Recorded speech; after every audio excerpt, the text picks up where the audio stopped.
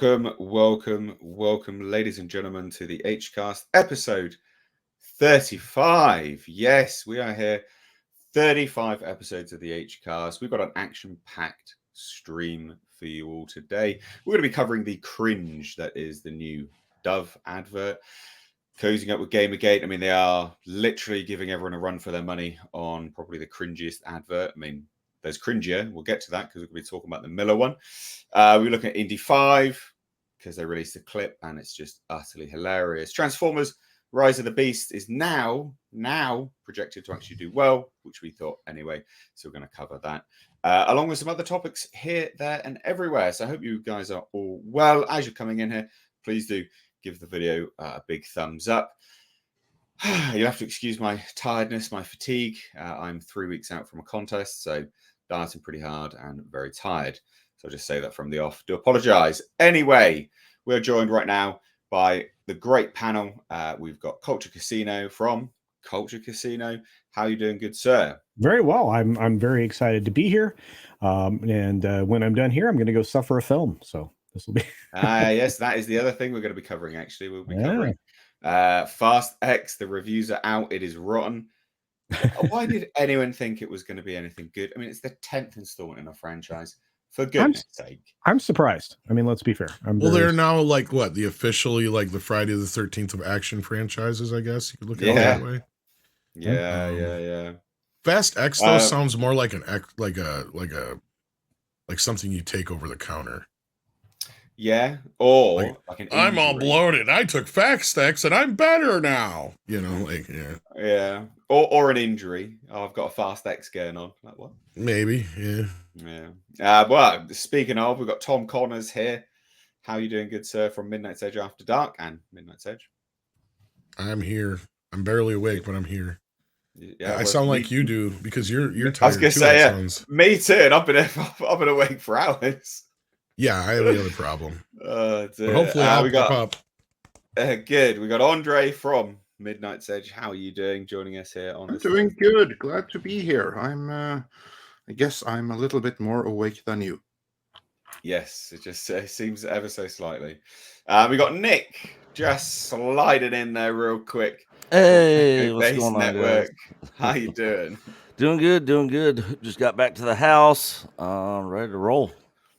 Good, excellent. So yeah, bit of an action-packed stream today. I will say, guys that are watching this, enjoying the chit chat. I see you down there saying hello, talking, everything like that. If you want to join in the conversation, add to anything we're doing, support the channel, support the show, whatever that might be. Super chat is the way to do it. At the end of each topic, we will be going over your super chats, talking about them, getting you involved in the conversation. So that is literally the way to do it, as well as checking out everyone's channels, which are linked down below in the description box. So let's get some energy. Right, so we got our first topic, which is the Dove advert, which a lot of people are like, what's Dove doing? Exactly, what is Dove doing? How we're making virtual beauty real. Now, this is quite literally something to poke and laugh at, because this is Dove. As you read from the title, they're promoting obesity in a virtual beauty advert. Now, look, beauty is in the eye of the beholder, and what I behold is someone fucking rancid.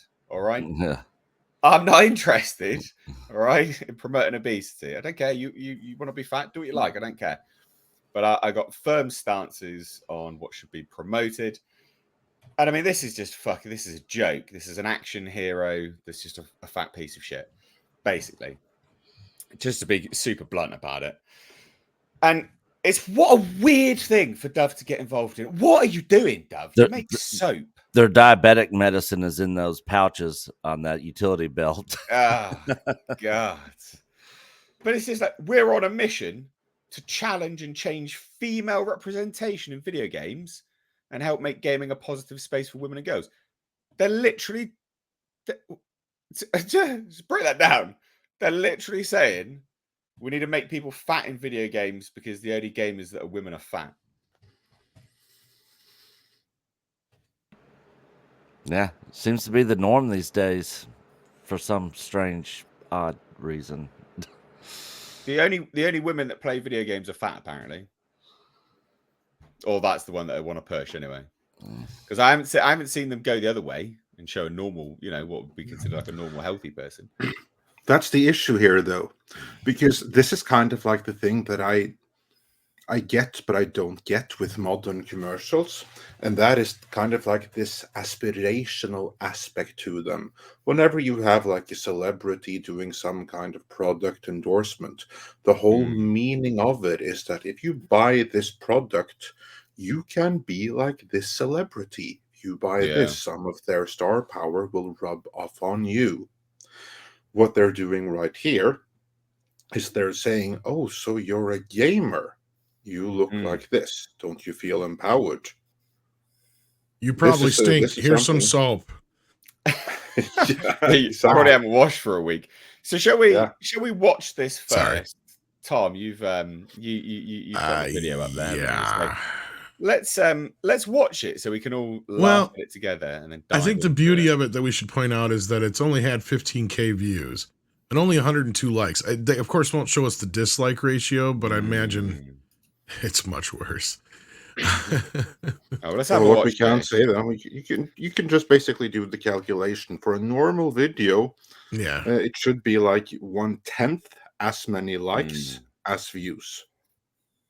So for 15K views, you should have easily minimum 1,500 likes.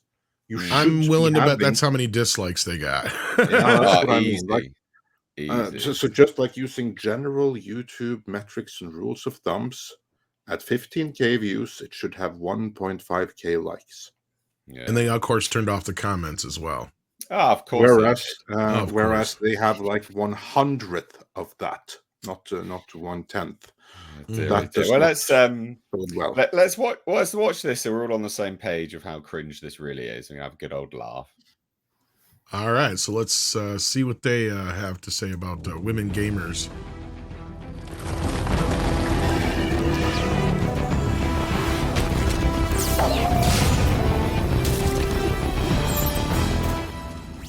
So I just have to say that I think that I just have to say I think that she looks like a fat ass here too. Well, her head looks weird, that's for sure. Yeah, it's like her face is fat, but then and also if you look at her, like when she's bending over, like her thighs are sagging and everything. It just looks weird. I don't mean to like body shame or something, but not very good visuals. Yeah, and look at that. Like, you're very important with representation and see yourself. Pause it. So this is the funny thing. She's looking in the mirror going, that's what I want to be. Look at me. She's like, I'm proud of looking like this. And then what does she do? And then what does she do? Play it. And then she's like, oh, shit, but this ain't reality. And then like, oh, fucking step on a treadmill, love. Just step on a treadmill. And there she's like dreaming, oh, what if I really looked like that? Yeah, that's where you need the soap for that image right there. Oh, wow. Oh, come on, Tom. Bad place. You know you want that. You like big butts and you cannot lie. Nah. Look at the size of those motherfucking thighs. When she leaned backwards and like she lifted her head above, like I was like thinking like Look, I'm fat. They were serious. It's my own ass fault. Sorry, go ahead, Andre. Yeah, but I was like thinking like when she did that, I could practically smell it from the screen. So that's why she needs some Dove. Right, let's. Well, Dove knows what they're up to here because fat people clearly use more soap, like Paul Chato. Does it look like she's sweating? Look at this, the shine in her skin. I mean, she even looks sweaty. Oh, something. Maybe it's all the oil in the soap. She's dreaming of being thin. And here comes the propaganda. Like, no, I'm prettier this way. Yeah, check out that fupa. It's discount Laura Croft is what I was trying to say the other day, and none of what this is. I mean, you can create characters like this for sure, but I don't think this is the aesthetic that you want to strive for, and that's the biggest problem here. Is setting the bar so incredibly low that people are.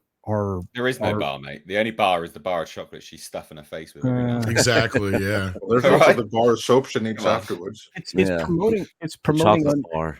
It's promoting unhealthy states of being, and I mean, Nick said, I mean, that utility belt she's rocking, is poor thing is probably there for the medications. Yeah. Oh, dear. Keep playing. Yeah. So 74% of female gamers see a lack of inclusivity in video game characters. We partner with Unreal Engine and Women in Games to change this. Yeah.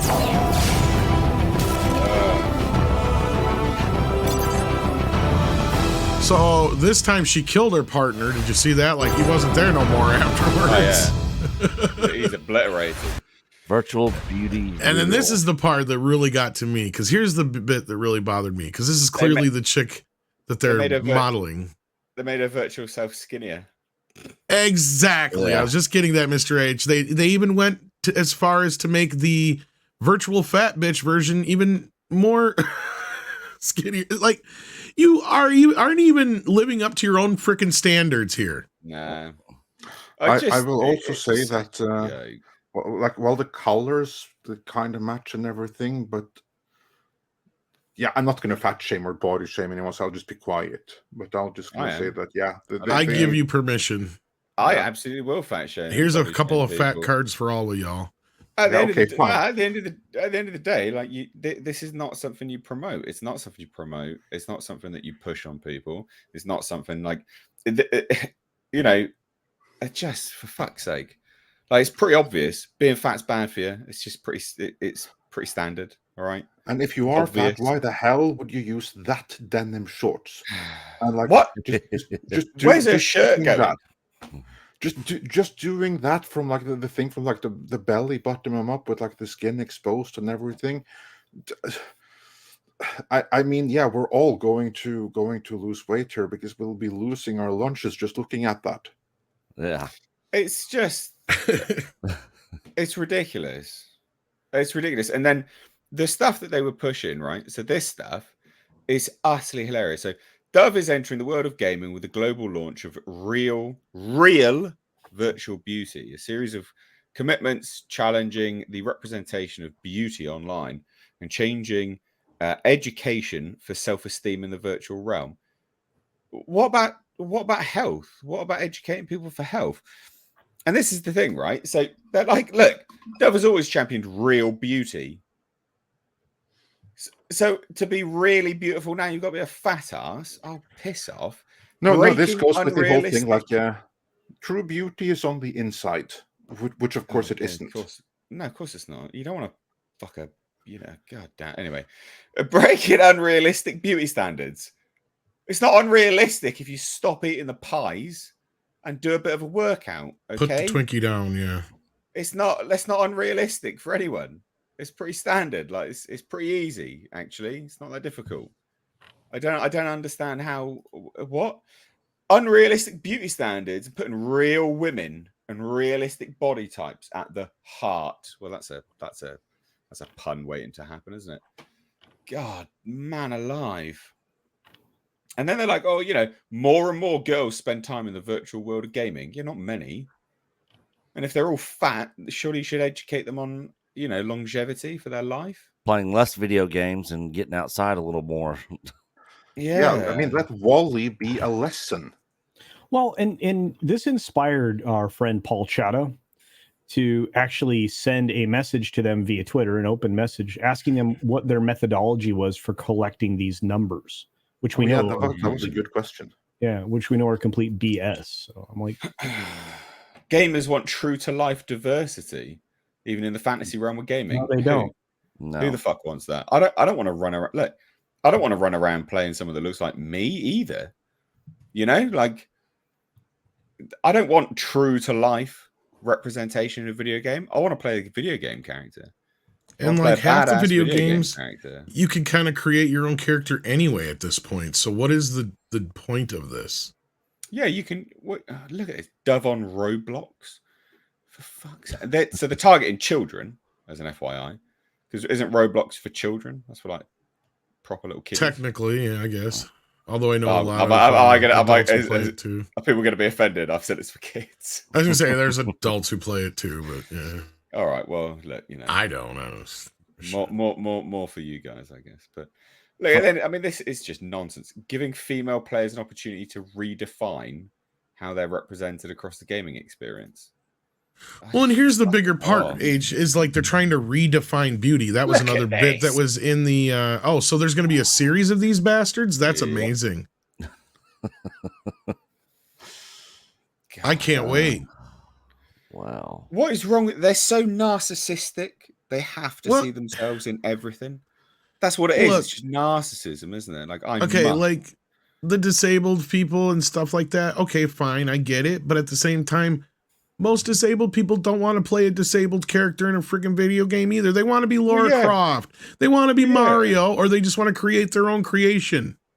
Well, I doubt a person who's in a wheelchair all day wants to sit there playing a game when they're in a wheelchair, going through the same hurdles that they've got in their wheelchair in everyday life. Yeah. I can relate to this character that I'm playing right now because he can't get up these stairs in this wheelchair. I can relate. I Game love this over because I can relate. You chose poorly. Fucking hell, what on earth is that? You got victim points, but you lose the game. This is a lot bigger of a issue. This is more of a cultural thing that they've been pushing for a long time. I literally watched a episode of Dr. Phil not too long ago where this extremely overweight woman was on there with her husband, and she was talking about how she's beautiful and she's healthy and fat people can be healthy and all this stuff. And Dr. Phil had all these doctors and stuff on there basically telling her the exact opposite. And she has been brainwashed to believe that she can just keep on with her same lifestyle and be this size and she should be proud of it. They're literally allowing they're literally brainwashing these people into killing themselves. Look, and coming from a fat person perspective, you're not wrong. And that's the other thing is like, look, I get it. Not everybody is going to have it easy, and they're it's going to take. It takes a lot more work for some people to lose weight. But the difference is between accepting the fact that you're big and overweight and you have to deal with it, and sometimes you're just not going to be able to do shit that other people can do, or do something about it. Yeah. The world should not have to conform to your fat ass. Exactly. 100%. Tell me about it. I've been dieting for over 16 weeks now. I'm shattered. I'm tired. I don't want to. I don't want to do it anymore. And you've earned it, Nate. You look great. I wish I looked like that, but you know what? I never put in the fucking work. If I had, then maybe I would. I should. Well, that's the thing, isn't it? So that's it's more to the point of me agreeing with you. It is fucking hard work. But all these people, they're so narcissistic. They just want. I don't get it. I don't understand. I've never understood this mentality. Like back when I was a kid and I was playing games, I never wanted. It never crossed my mind that I needed to see someone that looked like me. Right. Ever. It never crossed my mind. Never in a million years. No, I just wanted to be a Ninja Turtle or Superman or, like I said, a Mario brother or whatever. I didn't care.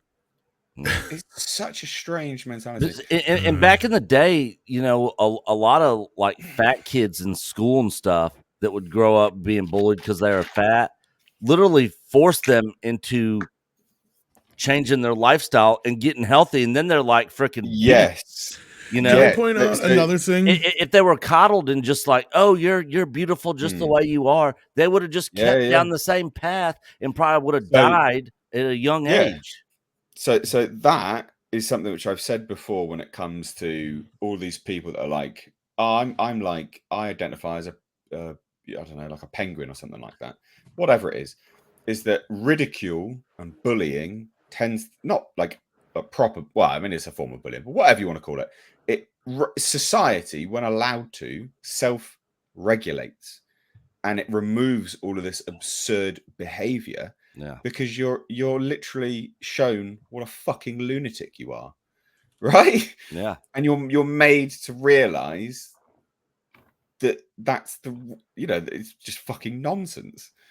And it's the same kind of principle when it comes to, being fat is unhealthy.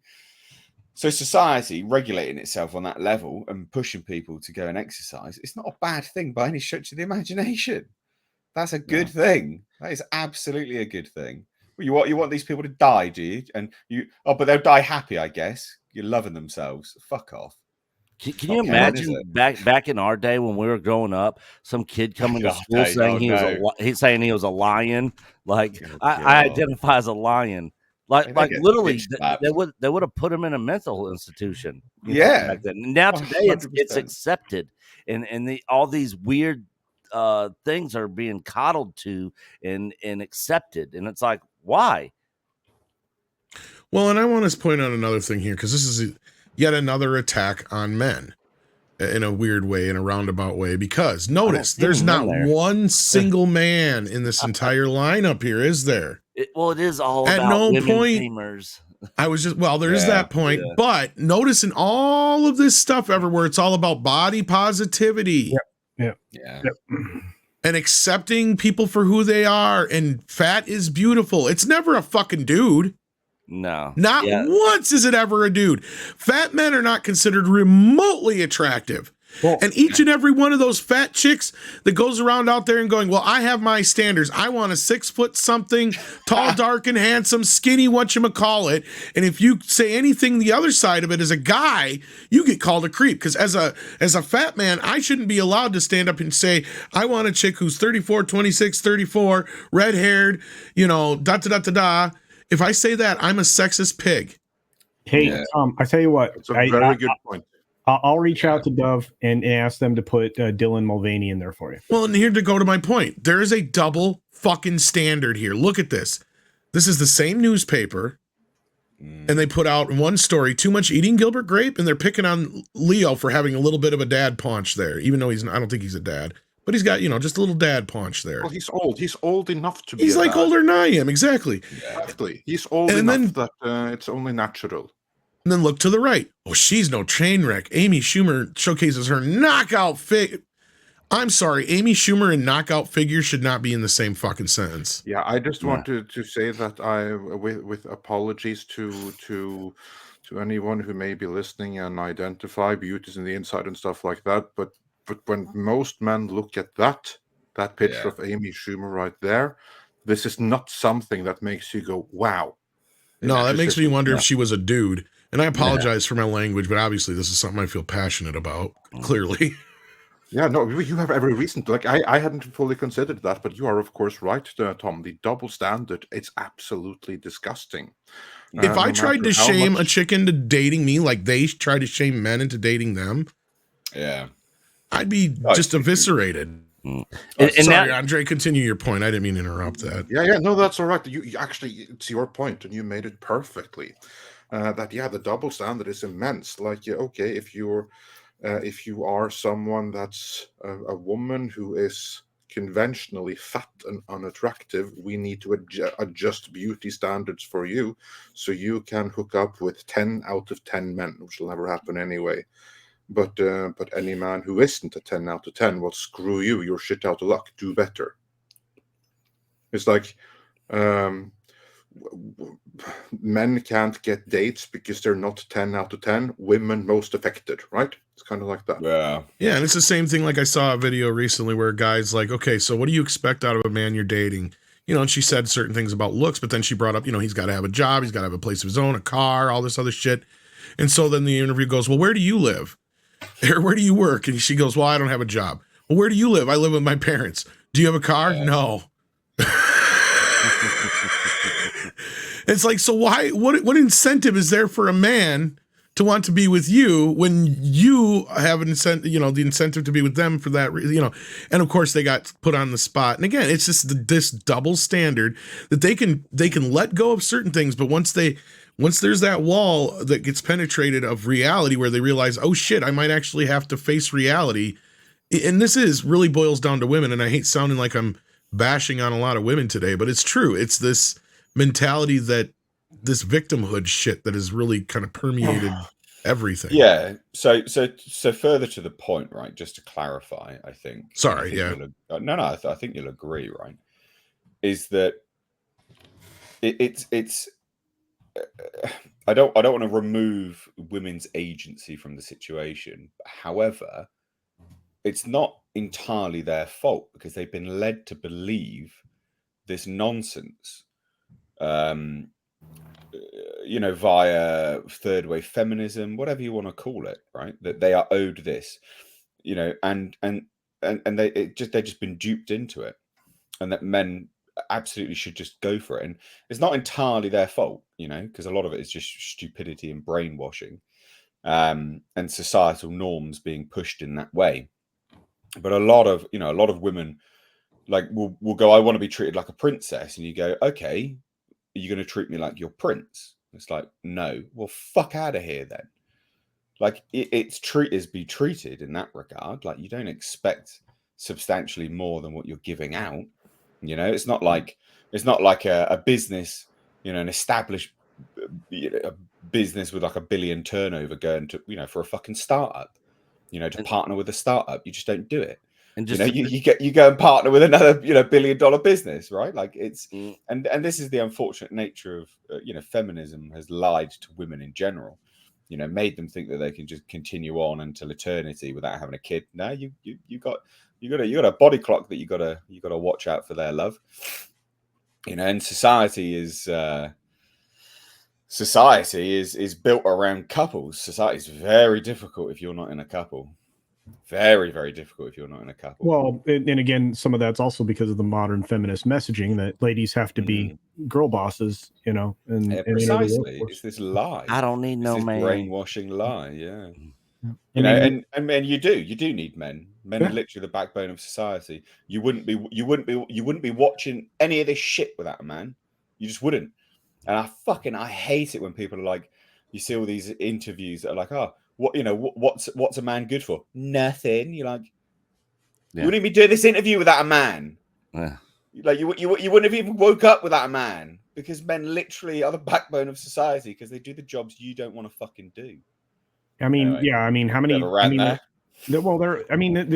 discussion always happens, and I know we've heard it several times in the last few days. But men are the plumbers, men are the electricians, men are the garbage people, sewerage workers, oil workers. They're literally the ones that make you get in your car. They're the ones that built your car. They're the ones that designed your car. Probably the best anti-modern feminist messaging thing ever was a season of Survivor where they had the men versus the ladies.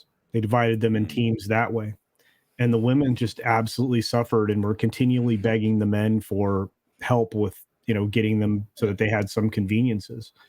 We work together better as a team. Being adversarial is always going to cost us. Yeah, unequivocally, you're made to partner up.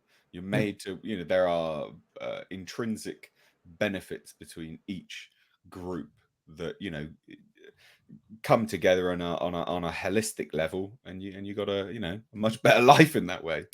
We sort of got a little bit off topic there, but Dove, fuck you, man. It kind of actually dovetails into the Miller situation. Way dovetails, way. Love it, Tom. That's right. So what is this Miller situation, Tom? Because and I've not seen this video. Kind of the same, more of the same, I guess you could say, but on a different note. Same song, different tune. I don't know, whatever the saying goes. Because this is something that actually predated just by a few weeks the Dylan Mulvaney situation. It did predate. I didn't know it did, but it flew under the radar. It was Miller's contribution to Women's Month. So this isn't them going, hold my beer. No, technically no, but wow, in a weird way, it's almost worse. And I guess you'll have to see it to understand it. So yeah, you can go ahead and flip it up there. It's much worse. Oh god! So just for a bit of clarity, guys, and we'll come to your super chats in a minute, I promise. And if you want to join in again, if you want to grab those first, please do. Yeah. Well, yeah, okay. Well, yeah, all right. So we got a super sticker from Al Humphreys for £5. Thank you so much, my dude. I actually don't know what that super sticker is, but thank you. Al Humphreys for £5 again says, Mr. H, I thought that was the I can't say that. Fat slags from Viz on your thumbnail. I'm Wow. gonna try to say that super quick. Get banned. Wow. Oh, yeah. It almost sounds worse since you said it that way. Oh God. I was trying to go light. Mexican Iron Man, nice to have you on, dude, for $5. Says, today I learned what the term fupa meant. I'm now to be known as the Mexican traumatized man. Ugh, and you put an X in there, rather than Yeah, he did. so that's funny as well. We got to get Mikey on here one of these days. We do actually. I was speaking. He's been on here before. Oh yeah, he has. Yeah, he's been on it for the Disney stuff. I was actually speaking to the guys who run Bleeding Fool earlier, and going to get one of them to come on as well. Oh, cool. Yeah, as long as they're not bleeding cool, because they suck. Nah, it's the Fool version. Zach Red Pillar for $2 says, I call these activists the 50 and under club. Oh, I like that. That's very good. And Adam for something. I don't know what that is. What is Hungarian francs? Yeah, Hungarian. Yep. Okay. Says, I guess Ricky Gervais has said it all. Hungarian Florence. Florence, that's what it is. I always do that. Florence. Florence, that's correct. And says, it said it all in his stand-up title, Fat People. I'm sure you've seen this. I think I have. I have not. I need to go. Sure. I need to go. One of look those for that. many famous things, wouldn't it? Oh, that's okay. Amazing.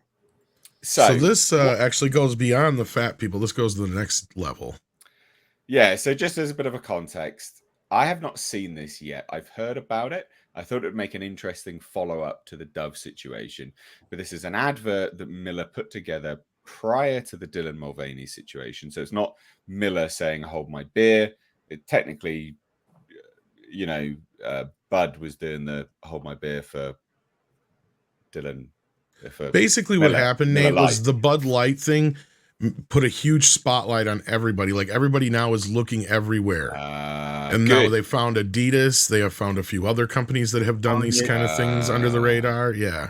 They're going after everybody now. I should say. Ford just came out with like a gay truck. Oh my God. But basically, once the internet discovered this one, Miller quickly did their best to kind of scrub the web pages attached to it and all that kind of stuff. So it was kind of like they were trying to hide it. Oh, wow. Okay. Once it's on the internet, it's out there forever. Yeah. So I've not seen this, guys. So we're going to watch this together, get my live reaction. But yeah, let's have a watch of this advert that Miller put out. Here's a little known fact. Women were among the very first to brew beer ever. From Mesopotamia to the Middle Ages to colonial America, women were the ones doing the brewing. Centuries later, how did the industry pay homage to the founding mothers of beer? They put us in bikinis. And you got paid what? Okay, so that's where it starts. I want to be fucking lectured on. It's a bit what? Who's your market? I just want to say that. Are we sure about that? Is like if you were to put that on Twitter, would there be some community notes disputing the information presented here? Because I kind of have a feeling it would. There's some facts too, because notice how she worded it. They were among some of the first people. Yeah. They were among the first, like women were among the first people. Because there was men and exactly. Shit, what else? Men and I don't think there were any them at the time. And they weren't paying homage, chick. They were paying those models to promote the thing. They got paid rather well. Oh, we'll get into that because that gets even juicier as we move along. There's probably lots of models that tried to be that one on the picture. Yeah. Well, like I said, that's important, and we'll get to that because this kind of takes a bit of a turn. Because notice her face is blotched out there for one. Oh, they're all blocked. Well, women don't like beer. Anyway. Well, I think the fact that they're blotching out their faces is a big deal. Because first of all, They're turning them basically into nothing more than just a body. Dehumanizing them, yeah. Yeah, dehumanizing them in that way. But I think there's more to it, and we'll get into it here, I think, as we move along. I'm curious if you have the same reaction I did, and Andre. Look at this wild. It's time beer made it up to women. So today, Miller Lite is on a mission to clean up not just their but the whole beer industry's Miller Lite has been scouring the internet for all this and buying it back so that they can turn it into good for women brewers. Literally, good How, you ask? Ladies, take it away. First, we turn the bad into compost. Then we feed compost to worms. Push out beautiful fertilizer. That good helps farmers grow quality hops. But the majority of hop farmers are not women. Yeah.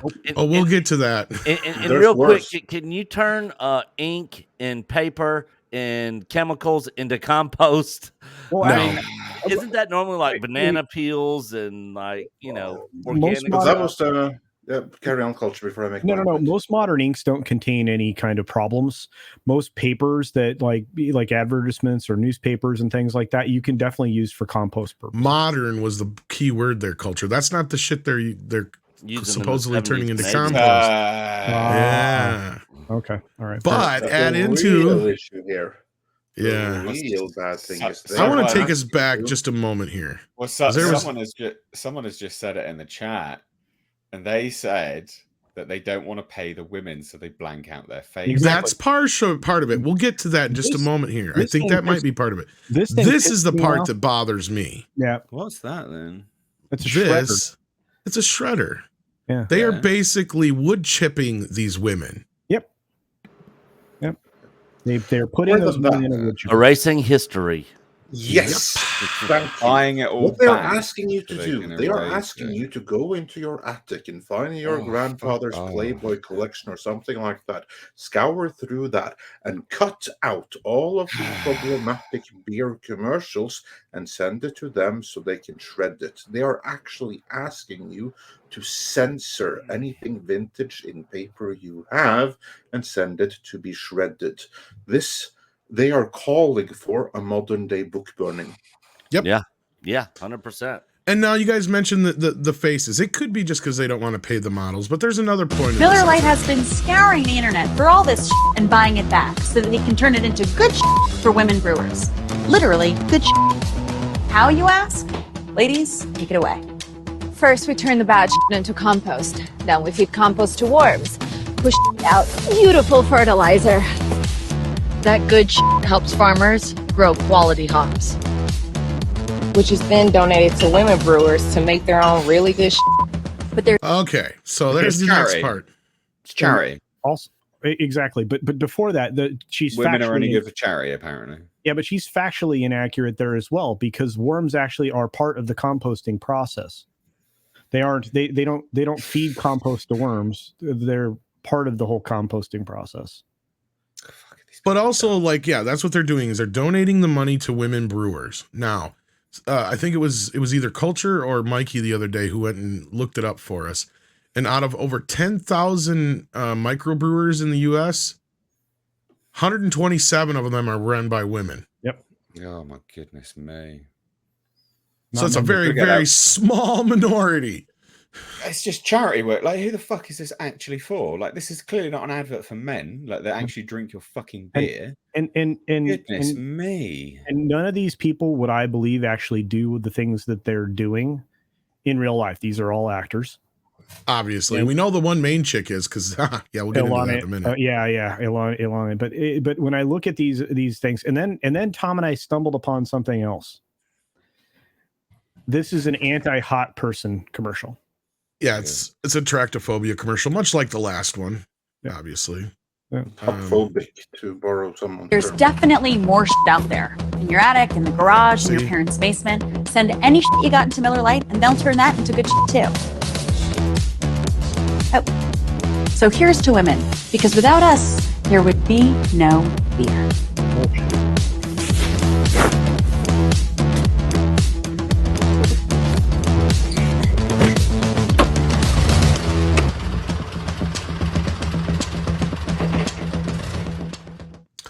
So yeah, that's their campaign. But the morning that kind of made the rounds, the website was still active, and then as in the middle of our live show, it went down. Now, I don't think we had anything to do with it. I think it's just the fact that it got fire all over Twitter is what did it.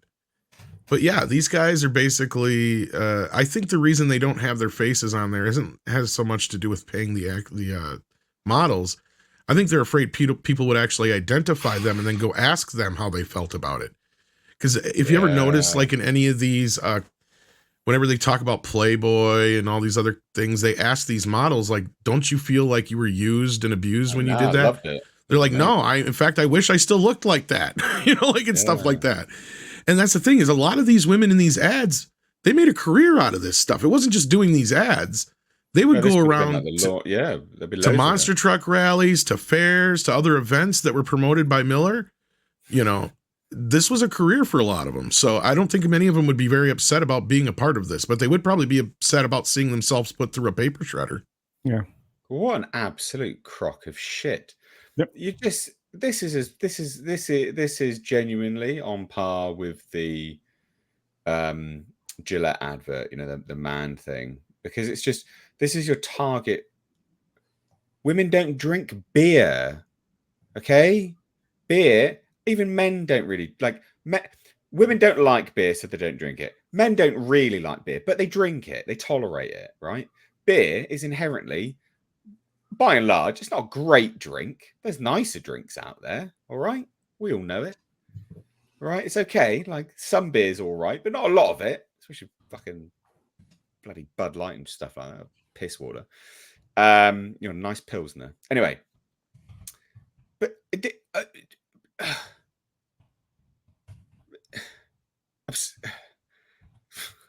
Are you? Your audience is men. Your market is men. What are you doing?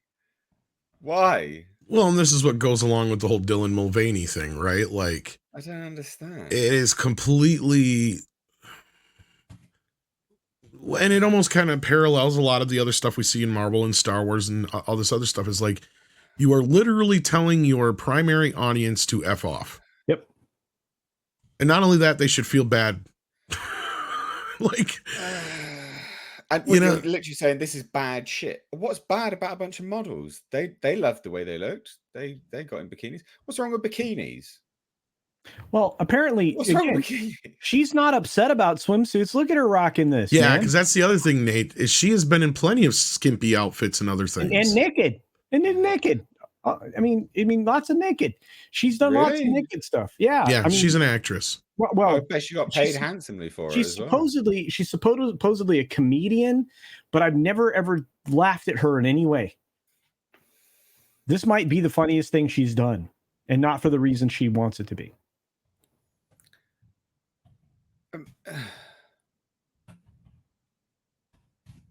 It's just, I think we broke Nate.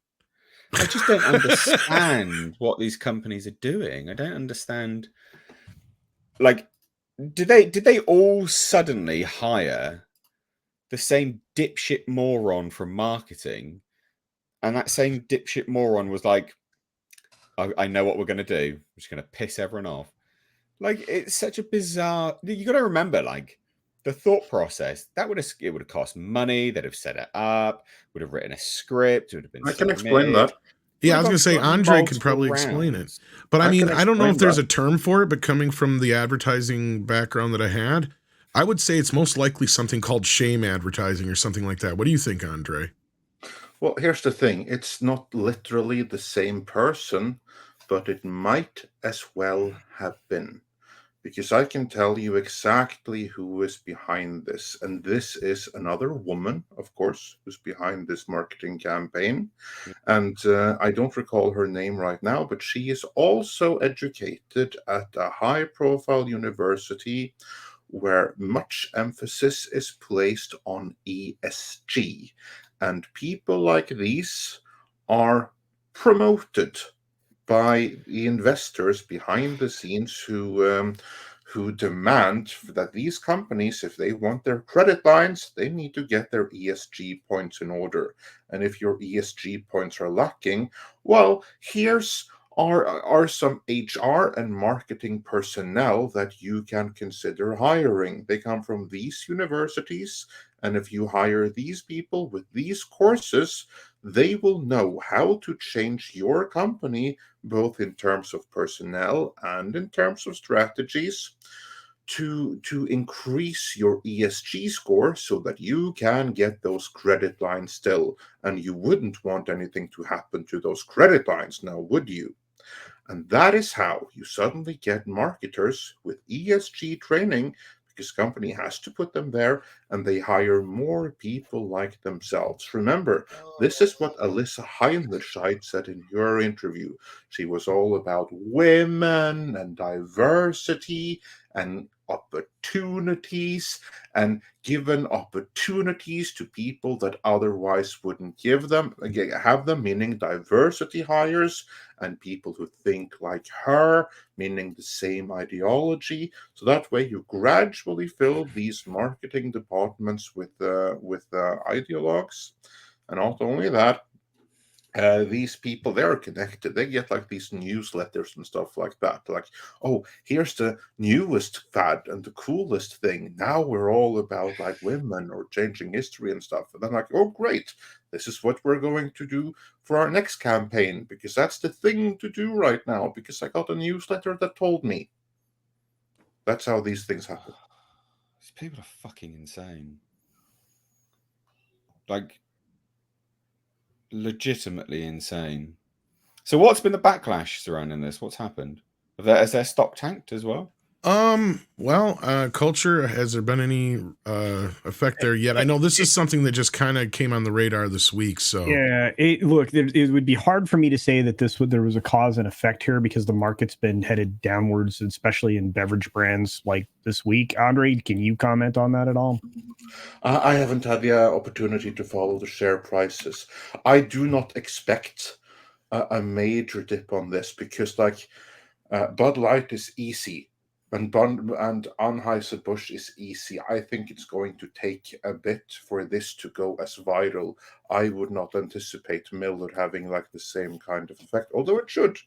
Well, I think they've been taking greater strides to try and distance themselves from this, unlike with the taking down of the website and all that kind of stuff. Yeah, I mean, wow. Theoretically, since May 15th, the stock has been going down.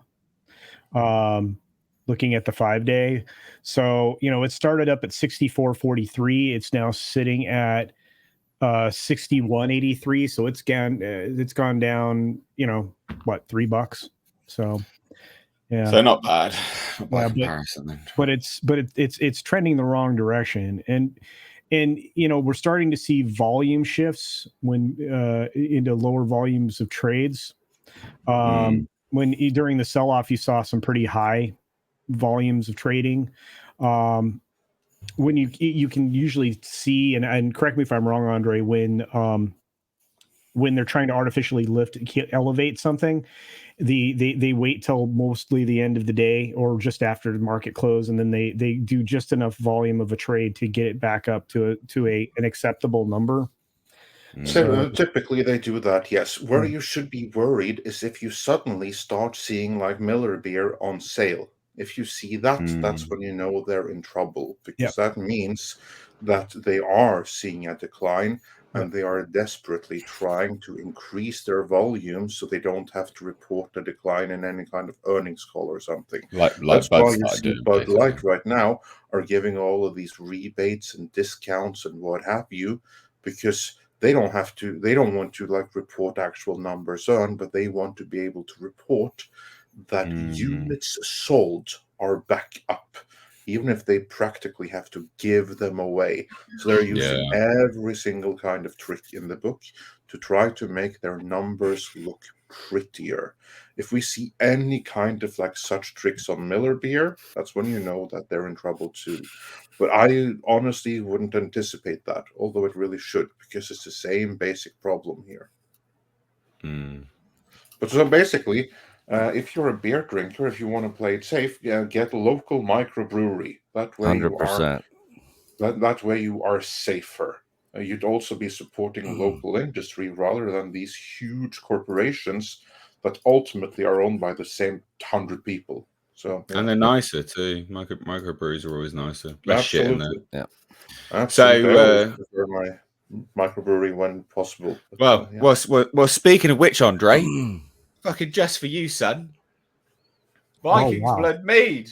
Hey. nice, very nice. Can't wait to have some. Oh, Bring dude. the Yeah, mead, like man. legit, I did that today. There's actually talking about Completely unplanned. microbreweries. There's a local one here in Birmingham, Alabama, called Avondale Brewery, and they are getting just slacked right now because they canceled Ted Nugent concert because the woke snowflakes on the left were screaming What? at them about not letting him play there, so they canceled his concert. Wow. And bowed to the wokey left people, and now like They're not everybody contained, in mate. town is completely cutting them off. Nobody's going to their brewery. Like it's an absolute complete disaster for them. That's ridiculous. And then on top of that, I don't know if you guys have heard this, but Target stores are now getting trashed now because they're promoting trans-friendly and pride-friendly clothing to kids. Yep. Oh, yeah. And now Target is getting trashed on right now. So these large corporations and even like the microbrewery here local to me, I don't know how many examples they're going to have to see before they're like, maybe it's not a good idea for us to get into this political cultural thing, and maybe we just stay neutral and don't say anything and just make our product and try to make it the best that we can make it and sell it to everybody. Well, you think that was the thing, wouldn't you? You think that's what everyone wanted to do, but apparently not. So we've got some more super chats just to get to real quick. So Doug 1985 VA loves horror for $4.99 says, "Hail everyone, Mr. H, please do a stream with Mauler, Critical Drinker, and Andre called The Gentleman's Stream with guest star Henry Cavill." There you go. I mean, that would be epic. Perfect. Yeah. That'd be awesome. Not something we can organize, but yeah, it would be awesome. Be good to have a chit chat with Henry Cavill. Alec Nunoz for $1.99 says, "Cultural Marxism, so tired of this subversive junk." Yeah, I mean, it doesn't it doesn't abide by the laws of basic business. It's ridiculous. It's absolutely ridiculous. Doesn't really make any sense, to be perfectly honest. But a good segue off onto something else, which is in the same vein anyway. Cringe, baby. It's a cringe fest today. It is a cringe fest. Well, this is a cringe fest. Indiana Jones and the Dial of Destiny. Now, to be as objective as possible, everything I've heard about it has been very good. That's as objective as I can possibly be, because everything we see looks fucking terrible. Yep. And they released a clip. We can't show it because they do like a good copyright claim sometimes, and it's sort of hit or miss. But it's the dialogue. So they released a clip. It's showing at Cannes Film Festival. So they're expecting good buzz. That's why they're trying to do it there. And they released a clip, obviously all sort of in unison with that, in conjunction with that. And Indiana Jones and Fleabag, Teabag, they're driving through in like little golf carts. And the dialogue's fucking atrocious. "I fought the Nazis, you know. And you stole from indigenous people too." Did anybody even use that term very often back then? No, I don't think so. No, not at all. It was never used. No. I was gonna say I'm not saying that the term didn't exist, but I don't remember it being a part of our vernacular until like the last 10 years. Yeah. No, it wasn't. So that's my that's it. That's the piece of news. What do we think? Because my everything I've heard's good, but fucking I cannot be. I'm not getting excited. There's no excitement in my bones at all. I hate modern dialogue in period piece films. I hate it. Yeah. And you stole from indigenous people too. Yeah, maybe he did. Maybe he did, because maybe those artifacts would have just been, I don't know, destroyed. Left to rot. So, I would also maybe say they're better being stolen. Actually, fucking dipshit. I I know anything about that. I would say one thing to that, because she's British in this thing here too, right? I don't know actually. Yeah, Is she I British? think or she is she talks with a American? British accent. I think. Yeah, I Yeah, think so, right. yeah. Okay. Obviously, she's a Kathleen Kennedy insert that hasn't thought this through, and I mean, like, no offense to British anywhere. So, but still, when it comes to like taking indigenous stuff and colonialism and stuff like that, We're all about that. no British person at the time frame when this takes place should throw shade at anyone else. Nah, man, we're all about it. We got loads of stuff. London's full of it. We got Yeah. museums, and we got loads of stuff. We refuse to give it back. I agree with that. Keep I it. would just say for the record that that absolutely do not give it back. Keep it. You know why? Because the British keeps it safe and secure and preserved. Exactly. And it's on show in really nice locations. Exactly. Everyone Whereas, can for see it. instance, But yeah, good. when you had like the Egyptians that that want some of their stuff back and stuff, yeah, I get why No. they would say that. But then again, during the Arab risings and stuff, what happened? Well, people stormed what they have and Yeah. decapitated a mummy. Exactly. This is what I mean. Like, Yeah. this is what I mean. Like, my initial response, yeah, good.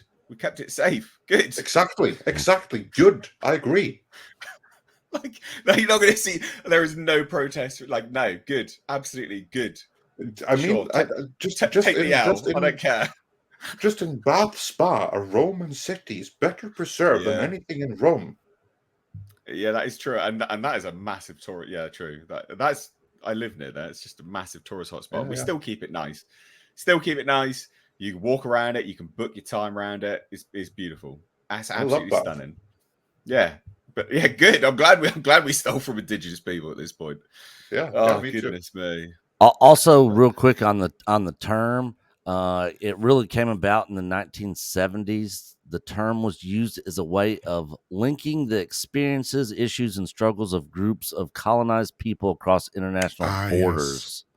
At this time, indigenous people also began to be used to describe a legal category in indigenous law created in international and national legislation. So that term really started being used mainly in the 1970s, which was after this movie. Yeah, but also, I mean, where are you getting that from, Nick? I just did a quick Google search on it. Okay, so I'm already casting doubt on exactly the language and when it was actually relevant, because we already know that that's compromised because they pull all their stuff from Wikipedia, which is compromised. Yeah, then that's actually where it came from. Yeah, so I like I said, I no longer, and the guy that started Wikipedia will tell you not to trust anything from there now. Oh, wow. I had not heard that. Yeah. It's just, why even include this in there? I mean, and why do you think that that's going to help sell your movie? What absolute dipshit at Lucasfilm was like, yeah, like these types of people really love Indiana Jones films. They really love watching, like what? Like, what are you doing? I wish I really knew the answer to that. All I can tell you is, did you see the full clip? Because the official clip is only a minute long. There's a little bit longer clip that leaked out. I haven't seen it. When I say leak, it's actual leak out. Did you see the 20 minute? Are you talking about the 20-minute thing or the 7-minute 20-minute thing, but just the couple minute longer version of the chase. Because what happens, spoilers for those who may not want to know, plug your ears for a minute. Indy literally gets shoved to the back. What a shame. And I've heard very good things about this, but I can't. Everything I see keeps just, I don't know, Nate. I know what you're saying, but like everything I see just keeps supporting all those leaks and supporting the fact that she is basically going to nerf him in his own movie. I agree. This is what I mean. Like, I can only repeat what I've heard, right? But what I see, I agree with you on. Like, I'm like, this just looks terrible. But I also can remind people that everybody keeps saying that the Flash movie is the best superhero movie ever made, but it's going to just take a short amount of time for people to finally go, wait a minute. I just got regular old Man of Steel with tits. What is this? someone tweeted out Stephen King's reaction to me. I saw Like, that. have you seen this? I'm like, I don't give a shit about Stephen King would know a good movie if it fucking jumped up and bit him. This is the man that made Maximum Overdrive. I love it, but still, this is the man that made Maximum Overdrive. Need I say any more? Yeah, and because he's like, oh, you know, Flash is the best movie ever, blah blah blah. I'm like, I don't give. And no disrespect to the person that tweeted it to me, by the way. I'll like thank you for tweeting stuff to me. Yeah, there's no disrespect to you, but I've just got to say straight down the line, I don't give a fuck about Stephen King's opinion. I didn't give. His Twitter is the. I don't follow him. It's the most annoying thing I've ever seen in my life. It's constant shite. He's a living car crash. He has turned into your hippie great aunt who used like to. He's having a brain hemorrhage. He is. So anyway, we've digressed. He looks Indiana like Jones. Yeah, Sounds like poo.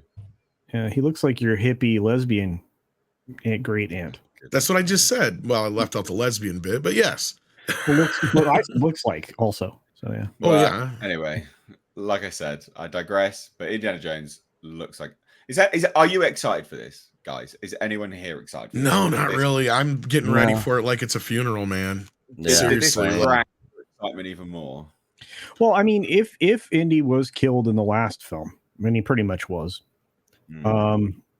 This is definitely this is like the 180 million pound royal funeral for Indiana Jones this last film. Well, and they just dropped a featurette I shared in the private chat here. Obviously, we can't show that either. Yeah. But again, it's very centric on Fleabag more than it is Indy. You get Harrison for a little bit, and they are playing up the fact that this is his final adventure. But again, that's all I see is Fleabag. It's just Andre, he's been awfully quiet, good sir. The only thing I look forward to this is writing the retrospective. Post-mortem, rather. Yeah, I'm looking forward to the review, doing the review for it. Oh, you know what? In the movie, this film might actually be worth a group therapy. My live stream rants. Oh, for sure. For very, very, very select things, and it started with the rise of Skywalker. This would not surprise me. So this might be worthy of that. You know, it may end up being worthy of a group therapy session. Wow. Anyway, shuffling on to better things. Super chats, ladies and gents. We've got our fantastic moderator, Olaf. It's a big shout out to Olaf. Thank you so much for being a great mod. And thank you so much for the €6. It says same treatment with GL, Star Wars, George Lucas Star Wars with the Luke Skywalker to Rey Palpatine with another self-insert for Indiana Jones with Fleabag Waller-Bridge. They keep trying to make her a thing. And she's like, yeah, I mean, she's just not a thing. Like, stop it. No. The stuff she does isn't good either. She's literally all about Eve. Yeah. Daniel Steenstam, however I say your name, for 50-something, says, have you seen Katie Holmes in Cannes talking about a film training program for women from Saudi Arabia? The 35-year cinema ban was lifted 2017. Hey, I did not know that. A film training program for women from Saudi Arabia. No? I'm not familiar with this. And by the way, it's Stenenstam and it's 50 Swedish krona. Ah, okay. Yeah, what? 35 years program was lifted 2017. Yeah, I mean, yeah, I don't know. I honestly have no idea about this. I haven't really been up to date on a lot of the Cannes stuff, to be honest. Like, it's kind of interesting to a certain degree, I guess, but yeah, I've showing Indiana Jones there. Yeah, they are. Yeah, listen to us geeks. That he's like telling us about some important historical film that was finally released to the public that nobody else has ever seen, and we're just like, wait a minute, wasn't Indiana Jones there? Yeah. Well, no. The thing is about the whole Saudi Arabia, women in cinema ban thing. I mean, yeah, like it's historically relevant, but it's only going to go so far. Do we give a shit? I'm sorry. Well, a lot of it is in name only. Like a lot of this, like ban is in name only and stuff. Like you'll still be pushed out. So There's a lot of you stuff know, they still won't allow there. yeah, regardless. even though technically they allow it. Yeah. You know, like that's what I mean. Like it's just, you know, it's all placation to the West, but while still adhering to their own things. Andrei Romaniuk for $5 says, I'm pretty sure Indy never actually stole from any people and instead stopped very bad people from using supernatural artifacts for their own end. Yeah, I mean, in the movies, yeah, I never really, yeah, maybe. Unless the gold thing at the start of the the statue. golden statue. Yeah, I that's think that's the only thing, really. Yeah, that's really the only thing. If you think about it, because he never actually kept or had any of the other artifacts from any of the movies, and ultimately he ended up not having that gold idol piece from the Raiders either. Yeah. Oh, for goodness sake, this stuff is just ridiculous. Absolutely ridiculous. So Andre, because we've got you here, let's move on to our next topic, which is Andre talks about Conan. Oh. That's our next topic. Yay. I don't know enough about this, so I am just going to hand the floor over to you, to be honest. Yay. Well, I'll just say that I did enjoy the video that you put up yesterday or this morning, whenever it was, covering the Bounding into Comics article. Of course, there was like one thing that dropped after that, and that was our Andrew in that as well.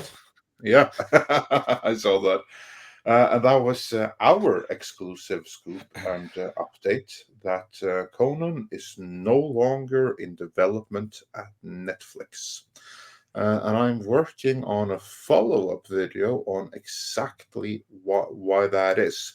But before we get to that, I thought we could talk a little bit about Arnold Schwarzenegger's Legend of Conan, which he is still trying to pitch to anyone who will listen. I mean, he even did so in the Hollywood Reporter in that puff piece. And Nate, of course, you did like a great video on it. But who else read that article? What did you think about what Arnold said about Conan and how he bemoaned not having the rights, so he couldn't make Legend of Conan? Culture, did you read that article, Nick? I have not. I am new to this information in this news. I haven't had an opportunity to read the article, Andre, so I'm ill prepared. I apologize. Well, that's all right. Dreadful.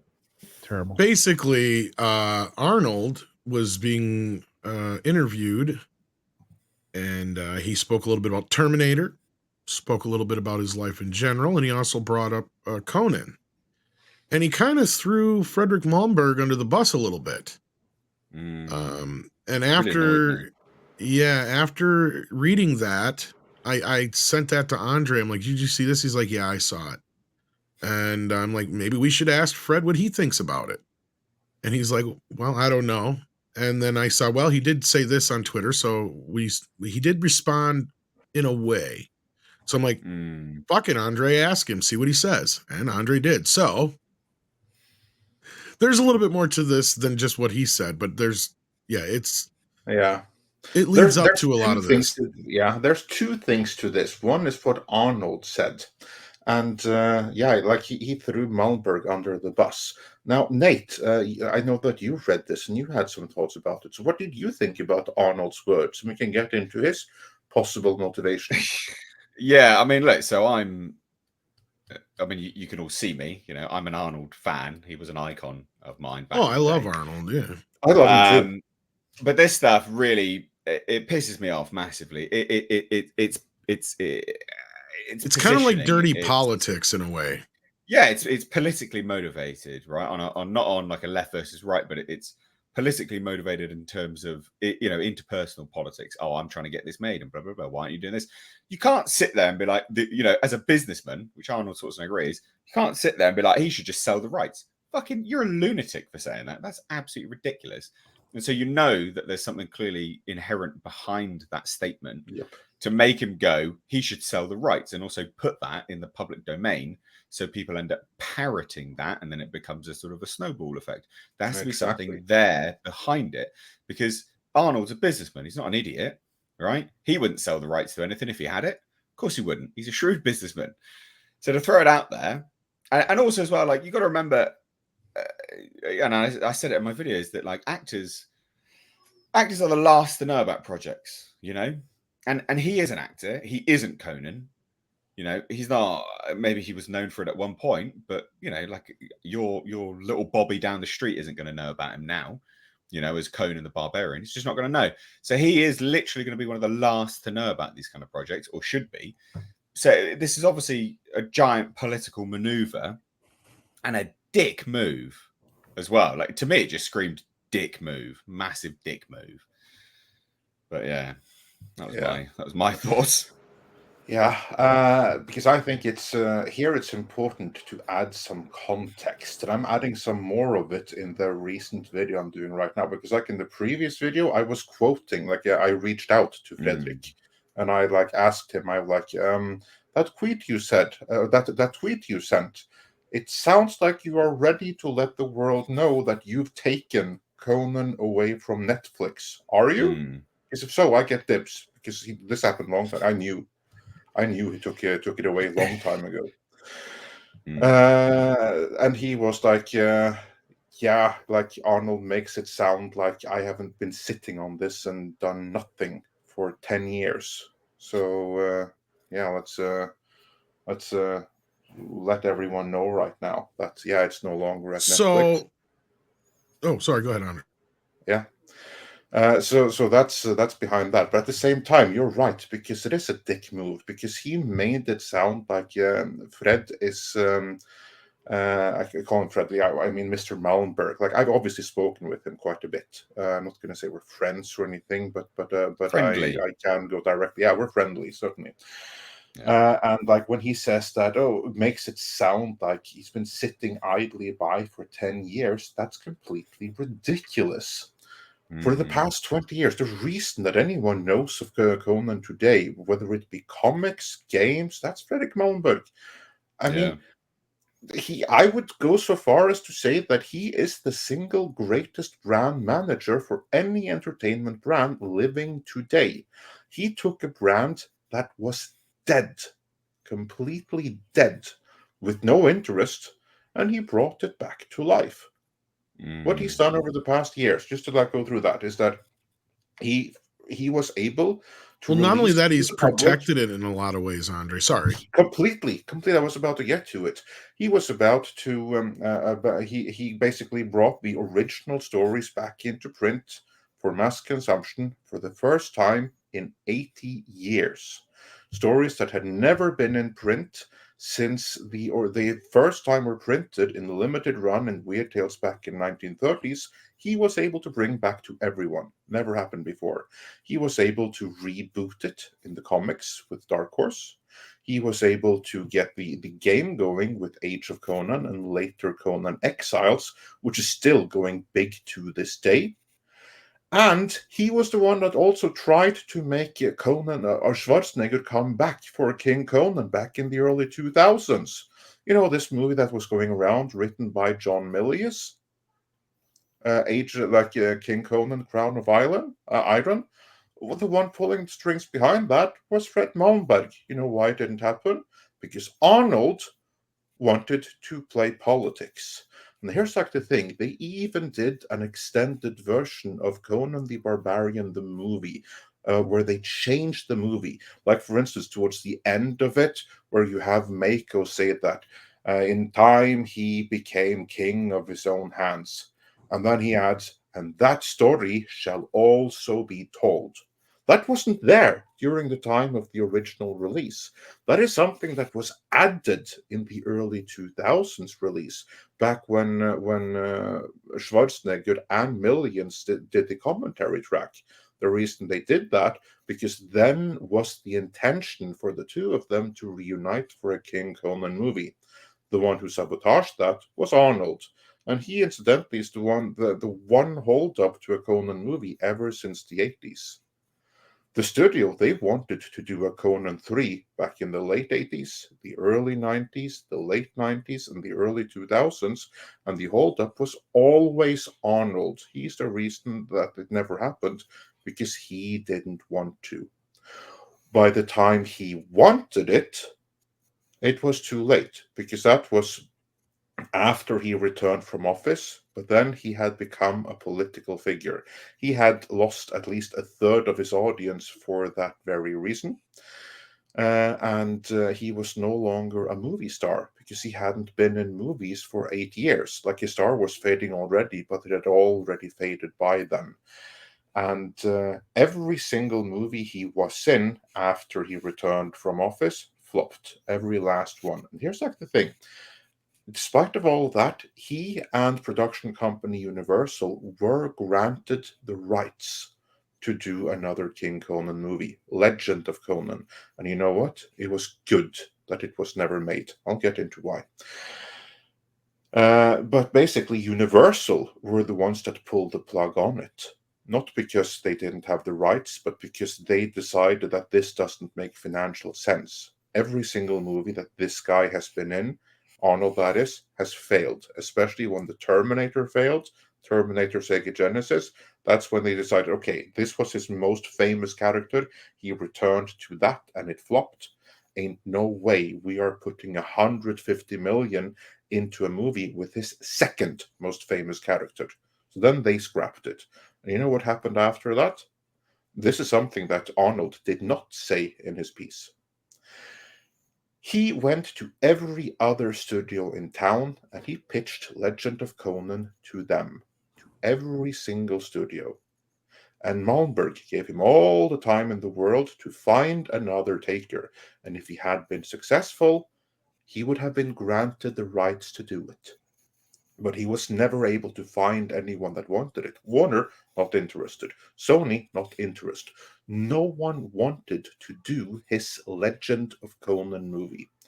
And then 3 years later, 3 years of Arnold trying and failing to make the movie happen.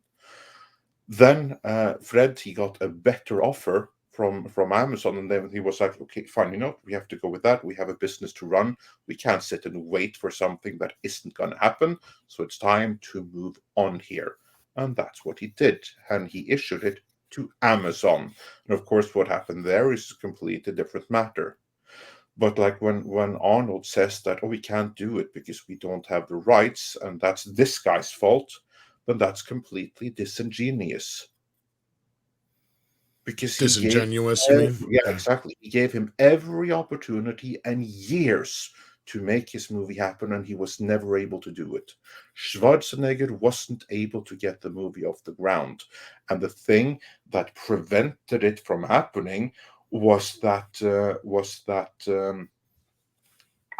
Arnold doesn't have the star power.